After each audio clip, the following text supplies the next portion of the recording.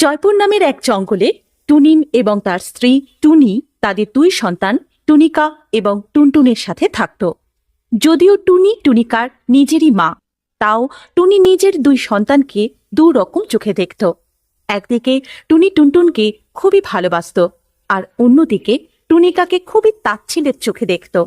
টুনিকা পড়াশোনায় খুব ভালোই ছিল, কিন্তু টুনটুন পড়াশোনায় একদমই ভালো ছিল না।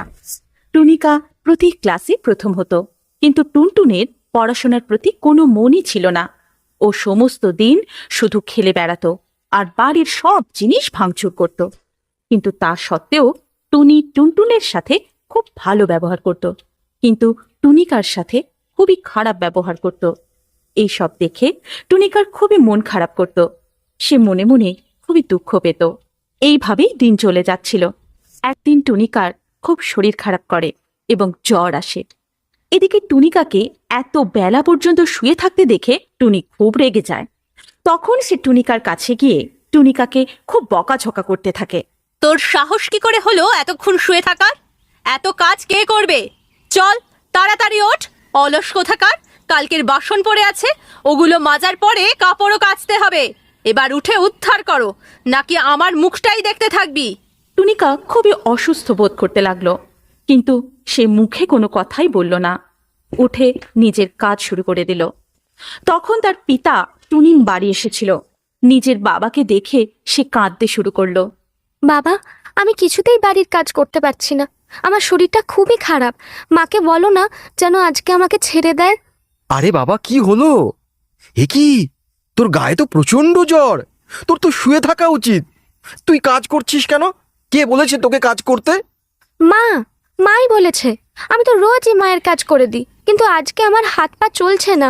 মনে হচ্ছে এখানেই পড়ে যাব। হ্যাঁ, সেরকম তো মনে হবেই। চল, তোকে ডাক্তারের কাছে নিয়ে যাই। টুনিম সাথে সাথেই টুনিকাকে ডাক্তারের কাছে নিয়ে যায়। ডাক্তার তাকে ওষুধ দেয় এবং 7 দিনের জন্য বিশ্রাম নিতে বলে। এরপর টুনিম টুনিকাকে বাড়ি নিয়ে আসে। সে টুনির উপর খুবই রেগে যায়। টুনি, কোথায় গেলে তুমি? তাড়াতাড়ি এদিকে এসো। টুনিকার এত জ্বর এসেছে, তুমি কি দেখতে পাচ্ছ না? তুমি ওকে দিয়ে এত কাজ করাচ্ছ। তোমার এত বড় সাহস হলো কি করে যে ওকে দিয়ে এত কাজ করানোর? ভবিষ্যতে এরকম ভুল যেন আর না হয়, তাহলে আমার থেকে কেউ আর খারাপ হবে না, বলে দিলাম। হে ভগবান, আমি কখন ওকে দিয়ে কাজ করালাম? ওই তো আসে মা কাজ দাও বলে। আমি চাই ও পড়াশোনা করুক। তুমি আর একটাও বাজে কথা বলো না। আমি সব দেখতে পাই, বুঝেছো? তুমি আমার মেয়ের সাথে কি বাজে ব্যবহার করো আমি দেখেছি, কিন্তু এবার তো তুমি তোমার সীমা ছাড়িয়েছো। তোমার জন্য শুধু ছেলেই সব ভালোবাসা দিয়ে তুমি ওকে মাথায় তুলেছো, যেন মনে হয় টুনিকা তোমার নিজের মেয়েই নয়। টুনিকাকে ডাক্তার 7 দিন আরাম করতে বলেছে। ওর সব খেয়াল তোমাকেই রাখতে হবে, বুঝেছো? এই কথা বলার পর টুনিম সেখান থেকে চলে যায়। কি রে, তোর এত সাহস? তুই আমার নামে তোর বাবার কাছে নালিশ করেছিস, তার উপর নিজের ভাইকেও তুই খারাপ করে দিয়েছিস। শুধু যেতে দে একবার তোর বাবাকে, তারপর তোকে আমি উচিত শিক্ষা দেব। এই সব কথা শুনে টুনিকা আরো ভয় পেয়ে যায় এবং আবারও কাঁদতে শুরু করে। এই ঘটনার 2 দিন পরে টুনিমকে কাজের জন্য বাইরে যেতে হয়। টুনি শোনো, 7 দিনের জন্য আমায় ব্যবসার কাজে বাইরে যেতে হবে। টুনিকা কিন্তু এখনো অনেক দুর্বল, ওর কিন্তু খেয়াল রাখবে তুমি। আচ্ছা ঠিক আছে গো, তুমি একদম চিন্তা করো না, আমি ওর খুব ভালো করে খেয়াল রাখবো। এই বলে টুনিম নিজের কাজে বেরিয়ে পড়ে। টুনিম বেরিয়ে যাবার পরেই টুনি টুনিকার কান ধরে বিছানা থেকে তুলে দেয়। কি রে, খুব সাহস বেড়ে গিয়েছিল? নিজের বাবার কাছে নালিশ করে ভেবেছিলিস রাজরানী হয়ে থাকবি, এবার সেটার ফল ভোগ কর। এই কথা বলে টুনি টুনিকাকে খুব মারতে থাকে। কি রে, মজা লাগছে তো? আজ সারাদিন তুই খাবারও পাবি না। এরপর টুনি টুনিকাকে বাড়ি থেকে বার করে দেয়। টুনিকা কিছু দূর গিয়ে একটি বট গাছের নিচে ছায়ায় বসে পড়ে আর খুব কাঁদতে থাকে। ধীরে ধীরে সন্ধে হয়ে আসে। টুনিকা তখনও কেঁদে চলে, নিজে নিজেই বলতে থাকে, মা মা আমাকে কেন এতটা ঘৃণা করে? আমি তো কখনো কোনো ভুল কাজ করি না। টুনটুনি সবসময় ভুল করে, তাও মা আমাকেই ঘৃণা করে। আমারও তো ইচ্ছা করে মা যেন আমায় টুনটুনের মতোই ভালোবাসে। সে তো আমার নিজেরই মা, তাহলে আমার সাথে কেন এরকম করে? এই সব কথা সেই গাছে বাস করা এক পেতনি পাখি শুনছিল। আমার তো এখন খুব খিদে পেয়েছে, আমার তো খুব শীতও করছে, আমি এখন কি করব? এই সব দেখে সেই গাছের পেতনি পাখির খুব দয়া হয়। সে তখন টুনিকার সামনে গিয়ে বলে, সোনা, তুই এত কষ্ট কেন আছিস? তোর মা কি করেছে? হঠাৎ করে সামনে পেতনি পাখিকে দেখে টুনিকা খুব ভয় পেয়ে যায়। তখনই চিৎকার করতে করতে সে পালিয়ে যায়। টুনিকাকে এইভাবে পালিয়ে যেতে দেখে পেতনি পাখিরও খুব কষ্ট হয় ও কাঁদতে থাকে। টুনিকা পালিয়ে যেতে যেতে একবার পিছনে ফিরে পেতনি পাখিকে দেখে অবাক হয়ে যায় ও আবারও পেতনি পাখির কাছে ফিরে আসে। তুমি কাঁদছো কেন? তুমি আমার উপর থেকে কাঁদছো, তুমি খুব দুঃখী। আমি তোমাকে সাহায্য করতে চাই, তার জন্য আমি তোমার কাছে এসেছি। আর তুমি আমাকে দেখে পালিয়ে যাচ্ছ, এটা দেখে আমি খুব দুঃখ পেয়েছি। কিন্তু তুমি কি করে জানলে আমি দুঃখে আছি? আমি তো সব শুনতে পাচ্ছিলাম। আমি জানি তোমার সাথে খুব বাজে ব্যবহার করেছে, কিন্তু তুমি চিন্তা করো না, আমি তোমাকে সাহায্য করবো। এই কথা শুনে টুনিকা খুবই কাঁদতে শুরু করে। কিন্তু তুমি আমাকে সাহায্য করবে কি করে? আমি তোমার মাকে উচিত শিক্ষা দিয়ে দেব, তোমার সাথে খারাপ ও শাস্তি দেব। ও এমন করে কথা ভাবে না। কেউ নিজের মেয়ের সাথে খারাপ করে। এই কথা বলে তারা দুজন টুনিকার বাড়ির দিকে যেতে থাকে। বাড়ির সামনে গিয়ে টুনিকা দরজা ঠকঠক করে আর মাকে ডাকতে থাকে। মা, দরজা খোলো মা, বাইরে যে আমার খুব ঠান্ডা লাগছে, আমার খুব জোরে খিদে পেয়েছে মা, দরজা খোলো না। এত সহজে না, নালিশ করার সময় এই কথাগুলো মনে ছিল না? এবার বোঝ। তুমি চিন্তা করো না, দেখো এবার কি করি, তার আগে তুমি কিছু খেয়ে নাও। এই কথা বলার পরে পেতনি পাখি জাদু করে টুনিকার সামনে অনেক রকম খাবার রেখে দিল। টুনিকা এত খাবার দেখে অবাক হয়ে যায় এবং সে 2 হাত দিয়ে খাবার খায়। পেট ভরে খাবার খাওয়ার পরে টুনিকা পেতনি পাখিকে বলে, ছোট থেকে আজ পর্যন্ত আমার মা কোনোদিন আমাকে এত ভালোবেসে খাওয়ায়নি। এই ভালোবাসাটার জন্যই আমি আজ পর্যন্ত এত কষ্ট সহ্য করেছি। আমি কি তোমাকে মা বলে ডাকতে পারি? টুনিকার মুখে এই সব ভালোবাসাময় কথা শুনে পেতনি পাখির চোখ জলে ভরে যায় এবং সে বলে, তোর মুখে মা শুনে আমার মন ভরে গেল। সোনা, তুই আমার মা বলে ডাকিস, তুই একদম চিন্তা করিস না, দেখ আমি এবার কি করি। এই কথা বলার পরে পেতনি পাখি ঘরের মধ্যে ঢুকে যায় এবং ঘরের মধ্যে বসে থাকা টুনটুনের কাছে যায়। ছেলেকে কত ভালোভাবে রেখেছো, আর নিজের দুঃখী তৃষ্ণার্ত মেয়েকে বাড়ি থেকে বের করে দেব।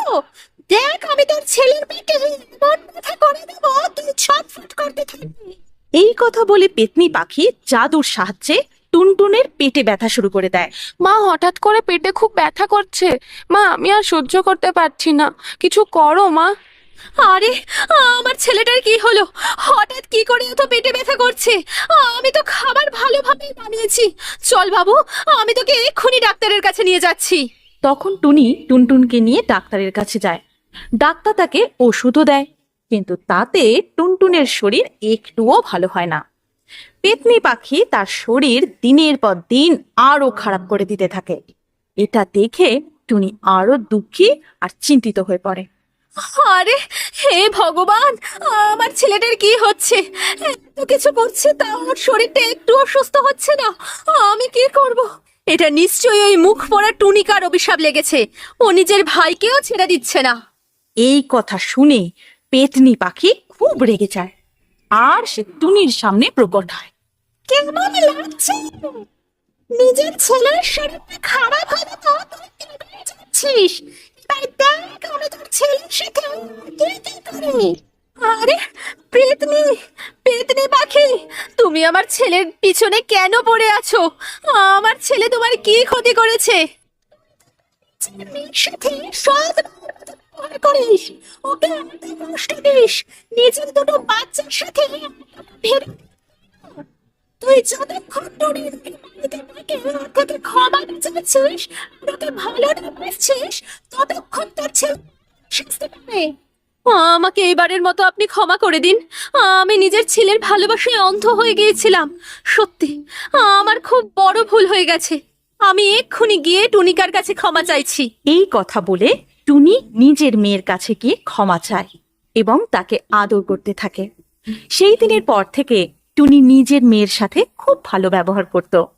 এটা দেখে পেতনি পাখির খুব ভালো লাগে এবং সেও টুনটুনের শরীর ভালো করে দেয়। এবং টুনি এই শিক্ষা পায় যে নিজের সন্তানের মধ্যে কখনো ভেদাভেদ করতে নেই। এটা শুনে পেতনি খুব রেগে যায় এবং টুনিকার শরীরে ঢুকে পড়ে এবং গলা টিপে বাজকে মেরে ফেলে। অনেকদিন আগেকার কথা, এক জঙ্গলে টুনিকা নামের এক মেয়ে পাখি ছিল। সে জন্ম থেকে অন্ধ, তাই সে না পারত উড়তে, না পারত খেলতে, না তার কোনো বন্ধু ছিল। এই কারণে সে খুব দুঃখী ছিল। একদিন, মা, আমার চোখগুলো কি কখনো ঠিক হবে না?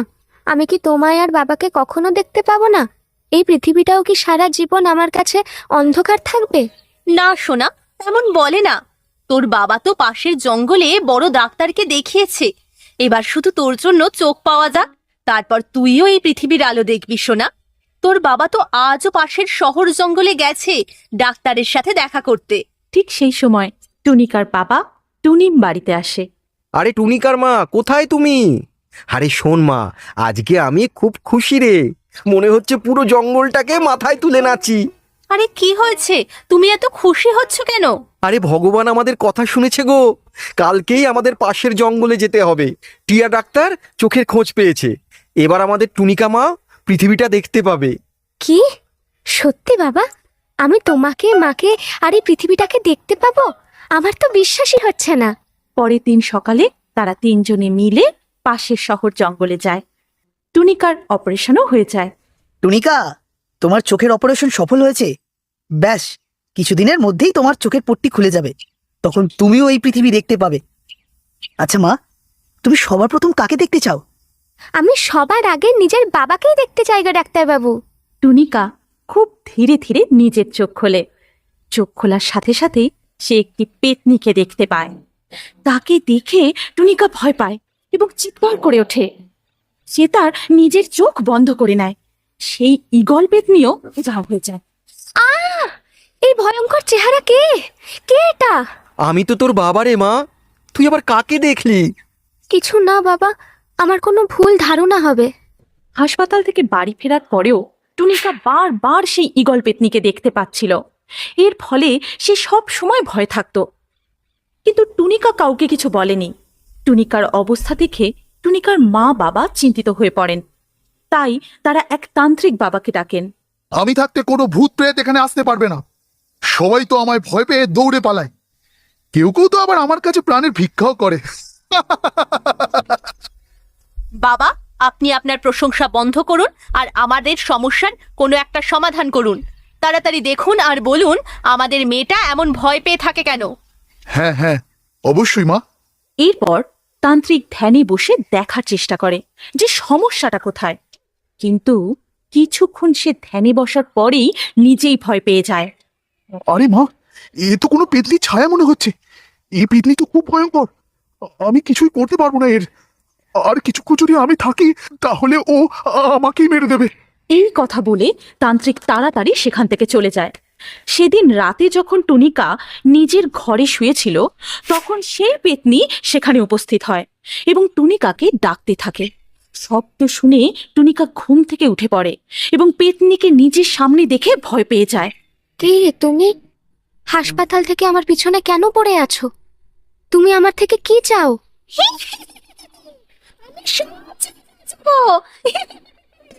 তুই আমার চোখ খুলে ফেরত দিয়ে দে। তো তো তোমার চোখ? কিন্তু এই চোখগুলো তো আমায় ডাক্তারবাবু লাগিয়ে দিয়েছে। এটা আমার চোখ ছিল, কিন্তু আমি তো এখন নিজেই বেঁচে নেই। তুমি আমার সাহায্য করো। আমি তোমাকে কিভাবে সাহায্য করতে পারি? আর তুমি এরকম কি করে হলে? একদিন বিকেলে বাসায় ফেরত আসার সময় দুটো গুন্ডা আমায় খুন করে দিল আর আমার মৃত ভেবে। কিন্তু তখনও আমি জীবিত ছিলাম। কিছু ভালো পাখি আমায় হাসপাতালে নিয়ে গেল। চিকিৎসার সময় আমার মৃত্যু হয়ে গেল। আর তারপর ডাক্তারবাবু আমার চোখগুলো তোমাকে দিয়ে দিল, কিন্তু আমার ওই দুটো গুন্ডার থেকে বদলা দেবার জন্য আর সত্যিটা জানার জন্য তোমার সাহায্য চাই। তোমার সাথে তো খুবই খারাপ হয়েছে, আমি তোমাকে সাহায্য নিশ্চয়ই করব। বলো, তুমি আমার থেকে কি চাও? আমি তোমার শরীরটা চাই। পেতনি টুনিকার শরীরে ঢুকে যায় এবং টুনিকার শরীরের সাথে সে নিজে উড়ে যায়, গিয়ে বাজ নামের একটি গুন্ডা পাখির বাসার বাইরে দাঁড়ায়। বাসার দরজা ঠক ঠক করে বাজকে ডাকতে থাকে। বাজ, ও বাজ, বাজ, বাইরে এসো, তাড়াতাড়ি দরজা খোলো। মেয়ে পাখির গলা শুনে বাজ তাড়াতাড়ি বাইরে আসে এবং বাইরে এসে মেয়ে পাখিকে দেখে খুশি হয়ে যায়। একা একটা মেয়ে এসেছে রে বাজ, তাও আর তোর বাসায়, মজা এসে যাবে। এইরকম ভাবে দেখতেই থাকবে নাকি বাসার ভিতরেও ডাকবে? হ্যাঁ হ্যাঁ, নিশ্চয়ই নিশ্চয়ই, ভেতরে এসো, ভেতরে এসো। ঘরে ঢোকা মাত্রই সেই পেতনি টুনিকার শরীর থেকে বেরিয়ে যায়। ইগলি, তুমি বেঁচে কি করে উঠলে?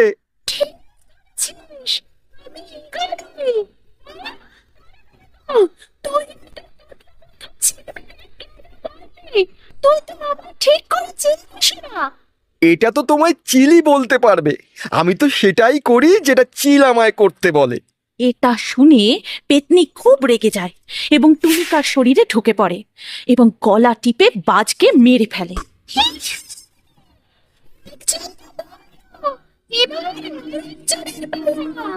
এরপর পেতনি চিলের বাড়ি যায়। চিল বাসার বাইরেই শুয়েছিল। পেতনি তার পাটা ধরে ছুঁড়ে ফেলে দেয়। চিল তো কিছুই বুঝতে পারছিল না। তারপর সে টুনিকাকে দেখতে পায়। কে তুই? আমাকে কেন মারলি? তখন পেতনি টুনিকার শরীর থেকে বেরিয়ে আসে, যাকে দেখে চিল ভয় পায়। তোকে তো আমি মেলে ফেলে দিলাম, আমাকে মাফ করলে দে। আরে বল, কার কথা বলতে তুই চিনিস? সত্যি বল, তাহলে যদি আমি তোকে ছেড়ে দিই। সত্যি তুমি আমাকে ফেলে দেবে? এতে আমার কোনো দোষ নেই। ইগলি, তোমার থামি ইগাল তো আমার টাকা দিয়েছিল তোমাকে মালার জন্য, ওই তোমাকে মারতে দিয়েছিল। এই কথা শুনে টুনিকা বলে ওঠে, দেখুন, আপনি কাউকে জীবিত ছাড়বেন না, এই পাখিগুলো পাখি নামের শত্রু। পেতনি আবারও টুনিকার শরীরে ঢুকে যায় এবং চিলের ডানা কেটে দেয় ও হাওয়াতে উড়িয়ে নিয়ে যায় এবং অনেক উঁচু থেকে ছুঁড়ে ফেলে দেয়। চিল নিচে মাটিতে পড়ে মারা যায়। এরপর পেতনি টুনিকার শরীর ছেড়ে বেরিয়ে যায় এবং খুব কাঁদতে থাকে। কালকে আমি খুব ভালোবেসেছিলাম, নিজের সব কিছু দিয়েছিলাম, কিন্তু ও আমার সাথে এমন করলো। দেখুন, এই শয়তান ঈগল আপনার সাথে খুব খারাপ করেছে। আপনার খোঁজ নেওয়া উচিত, ও আপনার সাথে কেন এমন করলো, আর ওর থেকে বদলাও নেওয়া উচিত আপনার। এই কথা শোনার পর পেতনি নিজের স্বামী ঈগলের বাড়ি যায় এবং দেখে ঈগল একটি মেয়ে পাখি কাকাতুয়ার সাথে নিজের বাড়িতে বসে আছে। কাকাতুয়া, দেখলে, তোমার জন্য আমি আমার নিজের বউকেও মেরে দিলাম। এবার আমরা দুজনে আরাম করে থাকবো, আর ওই ইগলির সমস্ত টাকা পয়সা সব আমাদের।